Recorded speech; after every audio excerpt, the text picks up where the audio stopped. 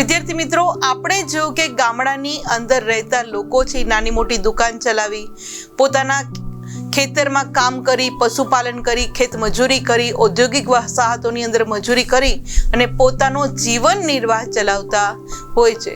તો વિદ્યાર્થી મિત્રો, આ જીવન નિર્વાહ સિવાય પણ અન્ય રીતે પણ જીવન નિર્વાહ ઘણા લોકો ચલાવતા હોય છે. તો ચાલો આ અન્ય રીતે કઈ પ્રવૃત્તિ દ્વારા, કયા કામ દ્વારા જીવન નિર્વાહ ચાલે છે એના વિશે માહિતિ મેળવીએ. વિદ્યાર્થી મિત્રો, અહીંયા એક બીજું ગામ સંચારડા છે એની વાત કરીએ કે નાનું એક ગામ છે સંચારડા. હવે આ ગામ છે સંચારડા, વિદ્યાર્થી મિત્રો, એ દરિયા કિનારે આવેલું ગામ છે અને આ ગામની અંદર એક રૂડીબહેન અને એક લખીબહેન આ સંચારડા ગામની અંદર રહે છે. હવે આ બંને બહેનો પાસે વિદ્યાર્થી મિત્રો ખેતી કરવા માટે એની જમીન નથી. હવે જમીન નથી એટલે ખેતી કામ એ લોકો કરી ન શકે, પણ દરિયા કિનારે એનું ગામ આવેલું છે એટલે આ બંને બહેનો આપણને તરત જ આ ઇમેજ જોઈને ખ્યાલ આવી ગયો કે દરિયા કિનારે રહેતા લોકો છે માછલી પકડવાનો ધંધો કરતા હોય છે. વિદ્યાર્થી મિત્રો, એ લોકોને ત્યાં ખેતીની જમીન નથી એટલે છૂટક મજૂરી કરે કે કોઈ જગ્યાએ કાયમી કામ કરીને આ લોકો પૈસા કમાય છે, કારણ કે એ લોકો પાસે જમીન નથી એટલે એ લોકોને શું કરવું પડે? એ લોકોને છૂટક મજૂરી કરવી પડે અથવા તો કાયમી ક્યાંય નોકરી મળી જાય એ રીતે પૈસા એને કમાવા પડે. પણ આ રૂડીબહેન અને લખીમાં છે, બંને બહેનો વિદ્યાર્થી મિત્રો માછલી પકડવાનું કામ કરે છે અને માછીમાર છે એ ખાદ્ય ઉત્પાદક કહેવામાં આવે છે. માછીમારને શું કહેવામાં આવે છે? ખાદ્ય ઉત્પાદક. કારણ કે આપણને ખ્યાલ છે કે જે લોકો વેજીટેરિયન નથી, નોનવેજ ખાય છે, માંસાહારી છે, એ ખોરાકની અંદર માછલીનો ઉપયોગ કરતા હોય છે. અને આ બંને બહેનો છે માછલી પકડવાનું કામ કરે છે માટે એ આ માછીમારને ખાદ્ય ઉત્પાદક કહેવામાં આવે છે. વિદ્યાર્થી મિત્રો, માછલી છે એ આપણને ખ્યાલ છે કે દરિયાઈ જીવ છે અને રૂડીબહેન છે એ ઘરકામમાં તેમના પતિ એને સહયોગ કરે છે અને લખીમાં છે એ ઘરડા છે. એમના પતિનું તો અવસાન થઈ ચૂક્યું છે એટલે રૂડીબહેન અને લખીમાં આ બંને શું કરે છે કે ભાગમાં એક નાની હોડી એને લીધી છે અને આ હોડી છે એ દરિયા કિનારે જ રાખી મૂકે છે કે જે આ ઇમેજની અંદર આપણે જોઈ શકીએ કે દરિયા કિનારે જ હોડી રાખી અને જ્યારે પણ આ બહેનો ફ્રી થાય પોતાના ઘરકામમાંથી એટલે દરિયા કિનારે આવી અને માછલી પકડવા જતા હોય છે. હવે વિદ્યાર્થી મિત્રો, એમની જોડે ઘરમાં માછલી પકડવા માટે જે નાની ઝાડ હોય અને એ માટેના કેટલાક સાધનો માછલી પકડવા માટે જોઈએ એવા સાધનો પણ આ લખીમાં અને રૂડીબહેન પાસે છે. અને આ બંને બહેનો છે એ માછલી પકડવા માટે દરિયામાં પોતાની નાની એવી હોડી લઈ અને જાય છે અને દરિયાની અંદર વિદ્યાર્થી મિત્રો માછલા મેળવવા માટે આ રૂડીબહેન અને લાખીમાં દૂર દૂર સુધી દરિયામાં નાની હોડી લઈને જાય છે અને વર્ષના એમ કહેવામાં આવે છે કે 8 મહિના સુધી માછલા પકડીને પોતાનો જીવન નિર્વાહ કરે છે. કારણ કે આપણને ખ્યાલ છે કે ચોમાસાના 4 મહિના જે દરિયા ખેડૂ જેને કહીએ છીએ, આ દરિયાની અંદર માછલા પકડનાર વ્યક્તિઓ આ ચોમાસાની ઋતુમાં જતા નથી, કારણ કે ક્યારે તોફાન આવે એનું નક્કી નથી હોતું. માટે એ લોકો વર્ષના ફક્ત 8 મહિના એટલે ઉનાળાની અને શિયાળાની આ ઋતુ દરમિયાન જ માછલી પકડવાનું કાર્ય કરે છે અને પોતાનો જીવન નિર્વાહ ચલાવે છે. જે આ ઇમેજની અંદર આપણે જોઈ શકીએ કે કઈ રીતે ઝાડ નાખી અને પોતે માછલી પકડતા હોય છે. વિદ્યાર્થી મિત્રો, ચોમાસાના દિવસોમાં મેં હમણાં જ વાત કરી કે દરિયો ખેડવો એ જોખમકારક છે, કારણ કે અંધરાધાર વરસાદ આવે, દરિયાની અંદર તોફાન થાય તો એનું જીવનું પણ જોખમ થઈ જાય. માટે ચોમાસા દરમિયાન આ દરિયા કિનારે લોકો રહેતા છે, જે લોકો રહે છે એ લોકો માછલી પકડવાનું કામ ચોમાસા દરમિયાન કરતા નથી. હવે આ સમય દરમિયાન કારણ કે રૂડીબહેન ને લખીમાં શું કરે છે, ચોમાસાની અંદર તો એ લોકો જઈ નહીં શકે, બાકીના 8 મહિના એ લોકો માછલી પકડીને પોતાનું ઘર ચલાવે છે, પોતાનું જીવન નિર્વાહ ચલાવે છે, પણ ચોમાસાના દિવસો દરમિયાન માછલી પકડવા જતા નથી. અને વરસાદ, વાવાઝોડું કે આવી કુદરતી આપત્તિઓ સામે પણ રૂડીબહેન ને લખીમાં માછીમારી કરનાર લાચાર બની જાય છે. કારણ કે માછીમારીનો ધંધો પણ એવો ધંધો છે વિદ્યાર્થી મિત્રો કે જે આખું વર્ષ નથી ચાલી શકતું, ફક્ત 8 મહિના ચાલે જ. તો ચોમાસાના 4 મહિના આ લોકોને શું કરવાનું? આ ઇમેજની અંદર જે આપણે વાત કરી કે કઈ રીતે નાની બોટ લઈ અને આ લોકો માછીમારીનો ધંધો કરતા હોય છે. વિદ્યાર્થી મિત્રો, જ્યારે પણ આવી કુદરતી સ્થિતિ આવે ત્યારે તેમને મુશ્કેલીનો સામનો કરવો પડે છે, કારણ કે ચોમાસાના 4 મહિનામાં વાવાઝોડા વરસાદમાં એ જઈ નથી શકતા, એટલે એને ખૂબ જ મુશ્કેલી જીવન નિર્વાહમાં પડતી હોય છે.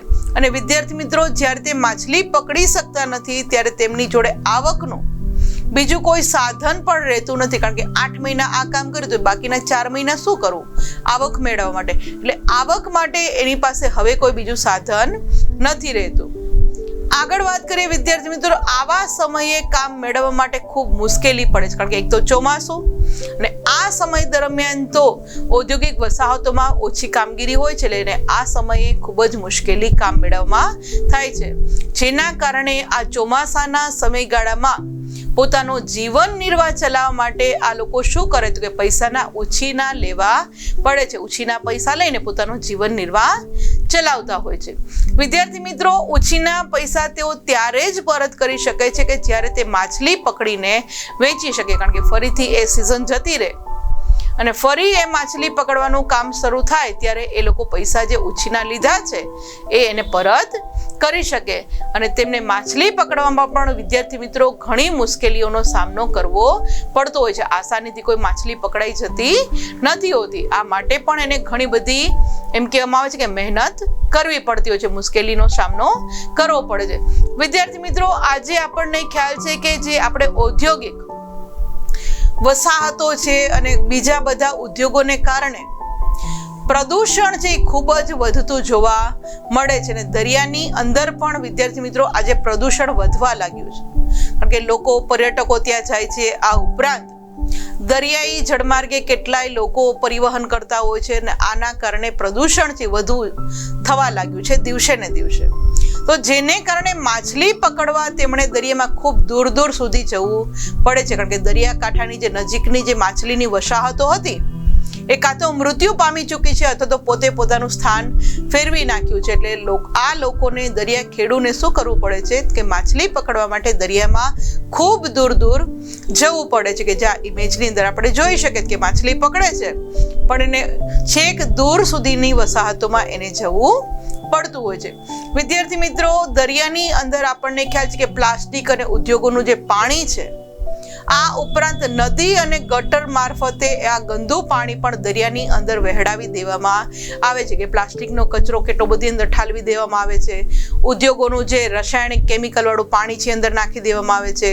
તો શહેરોની ગટર, ગામની ગટર જે આજુબાજુમાં હોય તો એ પણ સીધી નદીની અંદરથી, અને નદી છે એ સીધી દરિયામાં.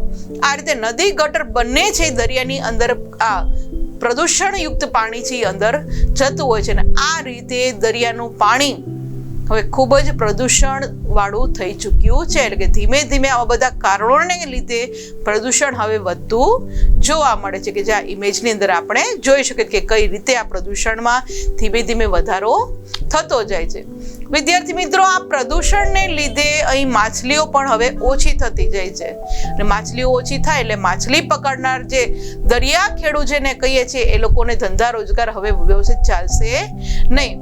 અને આ પરિસ્થિતિ જે છે, જે પણ આપણે જોઈએ છે દરિયા ખેડૂની, તો રૂડીબેન અને લાખીમાને હવે ચિંતામાં મૂકી દીધા છે, કારણ કે માછલીઓ ઓછી થઈ ગઈ, ઓછી માછલી પકડશે એટલે એને ઓછી રોજગારી મળશે, જેને કારણે બંને બહેનો છે એમ કહેવાય કે ચિંતામાં મુકાઈ ચૂક્યા છે.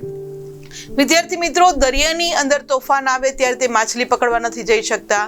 સુનામી આવે અને અમુક દિવસો નક્કી કરે કે ભાઈ આ તારીખે દરિયાની અંદર ન જવું, તો દરિયાની અંદર તોફાન આવે તો પણ તેમને આર્થિક નુકસાન થયું હતું, કારણ કે આ કારણોને હિસાબે પોતે માછલી પકડવા ન જઈ શકે એટલે એનો જીવન નિર્વાહ છે સારી રીતે ચાલી શકતો નથી. અને વિદ્યાર્થી મિત્રો, આ જ્યારે સુનામીનો સમય હોય તો આપણને ખ્યાલ છે કે દરિયા કિનારે રહેતી વસાહતોમાં પણ એટલું બધું નુકસાન કરે છે.